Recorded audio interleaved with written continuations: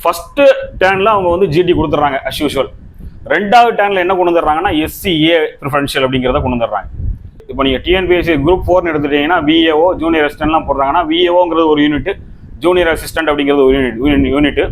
அந்த மாதிரி பல்கலைக்கழகங்களில் வந்துட்டீங்க அப்படின்னா ஒவ்வொரு துறையும், தமிழ் துறைங்கிறது ஒரு யூனிட், ஆங்கிலம் துறை அப்படிங்கிறது ஒரு யூனிட். இந்த தனித்தனி துறைகளுக்குள்ளேயும் ஒவ்வொரு கேடர், அசிஸ்டன்ட் ப்ரொஃபஸர் அப்படிங்கிறது ஒரு யூனிட், அசோசியேட் ப்ரொஃபஸர் அப்படிங்கிறது ஒரு யூனிட், ப்ரொஃபஸர் அப்படிங்கிறது ஒரு யூனிட். அப்போ இதில் ஜிஓ வந்து அப்படியே அந்த யூனிட்ஸில் ஃபிக்ஸ் பண்ணுங்க. நீங்கள் ஒரு பல்கலைக்கழகத்தில் ஒரு 20 துறைகளில் அசிஸ்டன்ட் ப்ரொஃபஸர்ஸ் ஒரு 2 பேர், அசோசியேட் ப்ரொஃபஸர்ஸ் ஒரு 2 பேர் எடுக்கிறாங்கன்னு வச்சுக்கோங்க.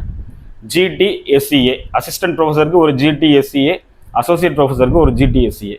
உதாரணத்துக்கு நான் இதில் வந்து நம்ம மனோன்மணியம் சுந்தரனார் பல்கலைக்கழகத்தில் 2016 வந்த ஒரு பணி நியமன அறிவிப்பை வந்து காமிக்கிறேன், பார்த்துக்கோங்க.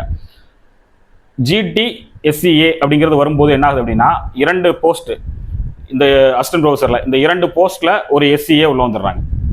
அசோசியேட் ப்ரொஃபஸர்லேயும் அந்த மாதிரி GTSCA அப்படின்னு பார்த்தோம்னா அதுலேயும் ஒரு அருந்ததியர் உள்ள வந்துடுறாங்க. அப்போ ஒரு துறைக்கு 2 அருந்ததியர் வேலைக்கு வந்துடுறாங்க.